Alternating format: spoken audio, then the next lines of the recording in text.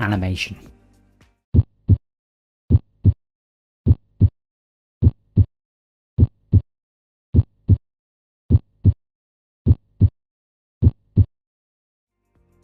The 4 heart valves and their respective heart sounds can be auscultated in the following anatomical areas. Let's now move on to S3, otherwise known as the third heart sound.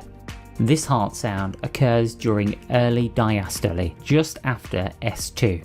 The word Kentucky is often used to illustrate the timing of the third heart sound in relation to S1 and S2. Let's add in the heart sound so you can appreciate this better.